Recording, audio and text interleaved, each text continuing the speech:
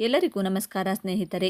Doctor BR Ambedkar ಅಭಿವೃದ್ಧಿ ನಿಗಮವು ಸ್ವಯಂ ಉದ್ಯೋಗಾಕಾಂಕ್ಷಿಗಳಿಗೆ ವಿಶೇಷ ಅವಕಾಶಗಳನ್ನು ಒದಗಿಸುತ್ತಿದ್ದು, ಇದೀಗ ನಿಗಮವು 2024-25ನೇ ಸಾಲಿನಲ್ಲಿ ನಿಗಮವು ಸ್ವಯಂ ಉದ್ಯೋಗ ನೇರ ಸಾಲ, ಕುರಿ ಸಾಕಾಣಿಕೆ ಮತ್ತು ಸ್ವಾವಲಂಬಿ ಸಾರಥಿ ಫುಡ್ ಕಾರ್ಟ್ ಯೋಜನೆಗಳಡಿ ಸಾಲ ಸೌಲಭ್ಯಗಳಿಗೆ ಅರ್ಜಿ ಆಹ್ವಾನಿಸಿದೆ. ಅರ್ಹ ಪರಿಶಿಷ್ಟ ಜಾತಿಯ ಅಭ್ಯರ್ಥಿಗಳು ಆನ್ಲೈನ್ ಮುಖಾಂತರ ಅರ್ಜಿ ಸಲ್ಲಿಸಬಹುದು. ಈ ಯೋಜನೆಗೆ ಹೇಗೆ ಅರ್ಜಿ ಸಲ್ಲಿಸುವುದು, ಯಾವೆಲ್ಲ ದಾಖಲಾತಿಗಳು ಬೇಕು, ಅರ್ಜಿ ಸಲ್ಲಿಸಲು ಕೊನೆಯ ದಿನಾಂಕ ಏನು ಎಂಬುದರ ಬಗ್ಗೆ ಸಂಪೂರ್ಣ ಮಾಹಿತಿಯನ್ನು ನೋಡೋಣ ಬನ್ನಿ. ಸ್ವಯಂ ಉದ್ಯೋಗ ನೇರ ಸಾಲ ಕುರಿ ಸಾಕಾಣಿಕೆ ಯೋಜನೆ. ಈ ಯೋಜನೆಯಡಿ ಅರ್ಹ ಅಭ್ಯರ್ಥಿಗಳಿಗೆ ಕುರಿ ಸಾಕಾಣಿಕೆಗೆ ಅಗತ್ಯವಾದ ಸಾಲ ಸೌಲಭ್ಯಗಳನ್ನು ಒದಗಿಸಲಾಗುತ್ತದೆ. ರಾಜ್ಯದ ಎಲ್ಲ ವಿಧಾನಸಭಾ ಕ್ಷೇತ್ರಗಳ ವ್ಯಾಪ್ತಿಯಲ್ಲಿ ಕುರಿ ಸಾಕಾಣಿಕೆ ಉದ್ದೇಶಕ್ಕಾಗಿ ಸಹಾಯಧನ ಮತ್ತು ಸಾಲವನ್ನು ಮಂಜೂರು ಮಾಡಲಾಗುತ್ತದೆ. ಘಟಕ ವೆಚ್ಚ ₹1,00,000ವಾಗಿದ್ದು, ಇದರಲ್ಲಿ ₹50,000 ಸಹಾಯಧನ ಮತ್ತು ₹50,000 ಸಾಲವನ್ನು ಪಡೆಯಬಹುದು. ಸ್ವಾವಲಂಬಿ ಸಾರಥಿ ಫುಡ್ ಕಾರ್ಟ್. ಈ ಯೋಜನೆಯಡಿ ಆಹಾರ ಮಾರಾಟಕ್ಕಾಗಿ ಫುಡ್ ಕಾರ್ಟ್ಗಳನ್ನು ಸ್ಥಾಪಿಸಲು ಸಾಲ ಸೌಲಭ್ಯಗಳನ್ನು ನೀಡಲಾಗುತ್ತದೆ. ಜಿಲ್ಲಾ ಕೇಂದ್ರಗಳ ವ್ಯಾಪ್ತಿಯಲ್ಲಿ ಮಾತ್ರ ಬ್ಯಾಂಕುಗಳ ಸಹಯೋಗದೊಂದಿಗೆ ಫುಡ್ ಕಾರ್ಟ್ ಉದ್ದೇಶಕ್ಕಾಗಿ ಯೋಜನೆ ಅನುಷ್ಠಾನಗೊಳ್ಳುತ್ತದೆ. ಸಾಲದ ಮೊತ್ತಕ್ಕೆ ಶೇಕಡಾ 75% ಅಥವಾ ಗರಿಷ್ಠ ₹4,00,000ಗಳ ಸಹಾಯಧನವನ್ನು ನೀಡಲಾಗುತ್ತದೆ. ಉಳಿದ ಮೊತ್ತವನ್ನು ಬ್ಯಾಂಕ್ನಲ್ಲಿ ಸಾಲವಾಗಿ ಪಡೆಯಬಹುದು. ಅರ್ಜಿ ಸಲ್ಲಿಸಲು ಎಂದು ಕೊನೆಯ ದಿನಾಂಕ. ಅರ್ಜಿ ಸಲ್ಲಿಸಲು ಇಚ್ಛಿಸುವ ಅರ್ಹ ಅಭ್ಯರ್ಥಿಗಳು ಸೇವಾ ಸಿಂಧು ಪೋರ್ಟಲ್ ಮೂಲಕ ಆನ್ಲೈನ್ನಲ್ಲಿ ಅರ್ಜಿ ಸಲ್ಲಿಸಬಹುದು. ಡಿಸೆಂಬರ್ 29, 2024ರೊಳಗೆ ಸೇವಾ ಸಿಂಧು ಪೋರ್ಟಲ್ ಮೂಲಕ ಆನ್ಲೈನ್ನಲ್ಲಿ ಅರ್ಜಿ ಸಲ್ಲಿಸಬಹುದು. ಅರ್ಜಿ ಸಲ್ಲಿಸುವ ವಿಧಾನ: ಅಭ್ಯರ್ಥಿಗಳು ಸೇವಾ ಸಿಂಧು ಪೋರ್ಟಲ್ https://sevasindhu.karnataka.gov.in ಮೂಲಕ ಗ್ರಾಮ 1, ಬೆಂಗಳೂರು 1 ಅಥವಾ ಕರ್ನಾಟಕ 1 ಕೇಂದ್ರಗಳಲ್ಲಿ ಆನ್ಲೈನ್ ಮೂಲಕ ಅರ್ಜಿ ಸಲ್ಲಿಸಬಹುದು. ಅರ್ಜಿ ಸಲ್ಲಿಸಲು ಬೇಕಾಗುವ ದಾಖಲೆಗಳು: ಪರಿಶಿಷ್ಟ ಜಾತಿ ಪ್ರಮಾಣಪತ್ರ, ಆದಾಯ ಪ್ರಮಾಣಪತ್ರ, ಜನನ ಪ್ರಮಾಣಪತ್ರ, ರಾಜ್ಯದ ಕಾಯಂ ನಿವಾಸಿ ಪ್ರಮಾಣಪತ್ರ, ಆಧಾರ್ ಕಾರ್ಡ್, ಪಾಸ್ಪೋರ್ಟ್ ಸೈಜ್ನ ಫೋಟೋ. ಅರ್ಜಿ ಸಲ್ಲಿಸಲು ಯಾವೆಲ್ಲ ಅರ್ಹತೆಗಳಿರಬೇಕು? ಮೊದಲಿಗೆ ಅಭ್ಯರ್ಥಿಗಳು ರಾಜ್ಯದ ಪರಿಶಿಷ್ಟ ಜಾತಿಗೆ ಸೇರಿರಬೇಕು. ರಾಜ್ಯದ ಕಾಯಂ ನಿವಾಸಿಯಾಗಿರಬೇಕು. ವಯೋಮಿತಿ 18ರಿಂದ 55 ವರ್ಷಗಳ ನಡುವೆ ಇರಬೇಕು. ಎಲ್ಲ ಮೂಲಗಳಿಂದ ವಾರ್ಷಿಕ ಕೌಟುಂಬಿಕ ಆದಾಯ 3 ಲಕ್ಷಕ್ಕಿಂತ ಕಡಿಮೆ ಇರಬೇಕು. ಹೆಚ್ಚಿನ ಮಾಹಿತಿಗಾಗಿ ನಿಗಮದ ಜಿಲ್ಲಾ ವ್ಯವಸ್ಥಾಪಕರ ಕಚೇರಿ ಅಥವಾ ನಿಗಮದ ವೆಬ್ಸೈಟ್ https://adcl.karnataka.gov.in ಅಥವಾ ಕಲ್ಯಾಣ ಮಿತ್ರ ಏಕೀಕೃತ SC ಅಥವಾ ST ಸಹಾಯವಾಣಿ 9482300400 ಅನ್ನು ಸಂಪರ್ಕಿಸಬಹುದು. ಅಥವಾ ನಿಗಮದ ಜಿಲ್ಲಾ ವ್ಯವಸ್ಥಾಪಕರ ಕಚೇರಿ, ಡಾಕ್ಟರ್ BR ಅಂಬೇಡ್ಕರ್ ಅಭಿವೃದ್ಧಿ ನಿಗಮ, ರಜತಾದ್ರಿ, ಮಣಿಪಾಲ್, ಉಡುಪಿ. ದೂರವಾಣಿ ಸಂಖ್ಯೆ 082025748884ಕ್ಕೆ ಸಂಪರ್ಕಿಸಬಹುದು.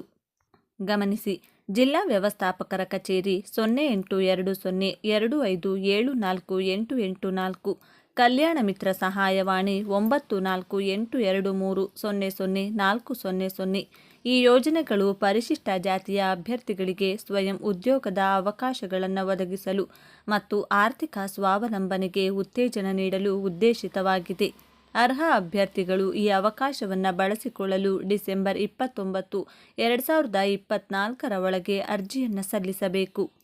ಸ್ವಂತಕ್ಕೊಂದು ಮನೆ ಅಥವಾ ಜಮೀನು ಖರೀದಿಸಬೇಕೆಂಬ ಆಸೆಯನ್ನು ಇಟ್ಕೊಂಡು ಎಷ್ಟೋ ಜನರು ಇದಕ್ಕಾಗಿ ಹಣವನ್ನು ಕೂಡಿಡುತ್ತಾ ಬಂದಿದ್ದಾರೆ. ಅದರಲ್ಲೂ ಇತ್ತೀಚಿನ ದಿನಗಳಲ್ಲಿ ರಿಯಲ್ ಎಸ್ಟೇಟ್ ಕ್ಷೇತ್ರವು ವೇಗವಾಗಿ ಬೆಳೆಯುತ್ತಿದೆ. ಭೂಮಿಯ ಬೆಲೆ ಹೇಗೆ ಹೆಚ್ಚಾಗುತ್ತಿದೆಯೋ ಹಾಗೆ ಅದರ ಸುತ್ತಲಿನ ವಿವಾದಗಳು ಕೂಡ ಹೆಚ್ಚಾಗುತ್ತಿವೆ.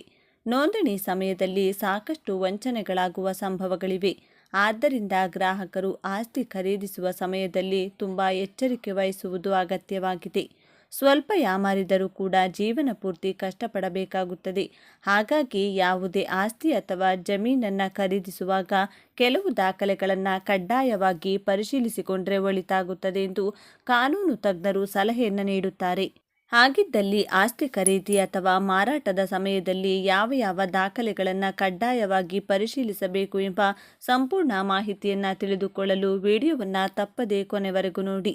ಹೌದು, ನೀವು ಯಾವುದೇ ನಗರದಲ್ಲಿ ಭೂಮಿ ಖರೀದಿಸಲು ತಯಾರಿ ನಡೆಸುತ್ತಿದ್ದರೆ ನೀವು ಕಾನೂನು ನಿಯಮಗಳು ಮತ್ತು ಮುನ್ನೆಚ್ಚರಿಕೆಗಳನ್ನು ತಿಳಿದಿರಬೇಕು. ಯಾವುದೇ ಆಸ್ತಿಯನ್ನು ಖರೀದಿ ಅಥವಾ ಮಾರಾಟವನ್ನು ಮಾಡುವ ಮೊದಲು ಭೂ ಮಾಲೀಕನು 5 ದಾಖಲೆಗಳನ್ನು ಹೊಂದಿರಬೇಕು.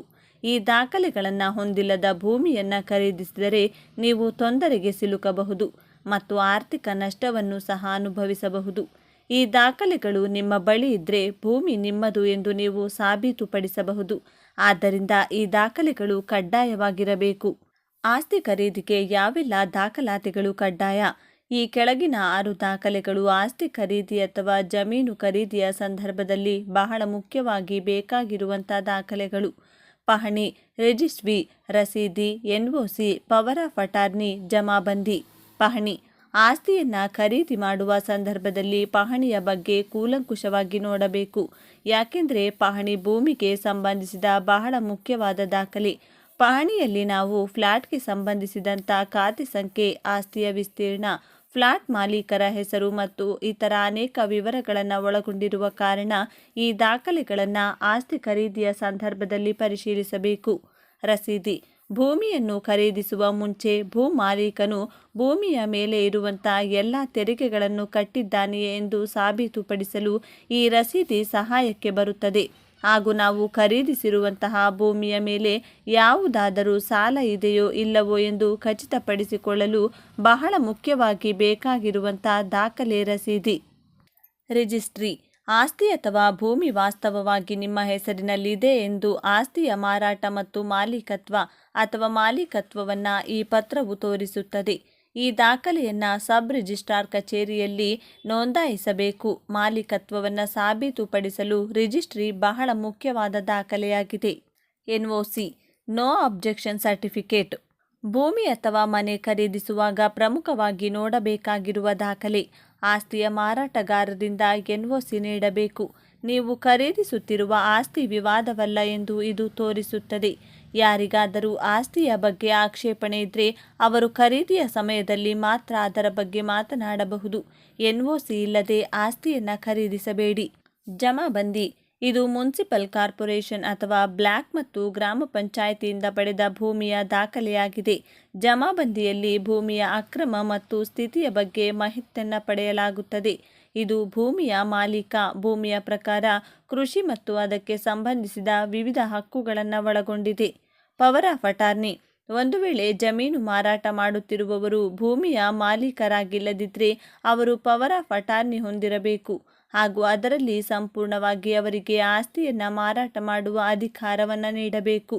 ನೀವು ಒಂದು ವೇಳೆ ಆಸ್ತಿ ಅಥವಾ ಜಮೀನನ್ನು ಖರೀದಿ ಮಾಡುತ್ತಿದ್ದರೆ ಪವರ್ ಆಫ್ ಅಟಾರ್ನಿಯನ್ನು ಪರಿಶೀಲಿಸಬೇಕಾಗುತ್ತದೆ.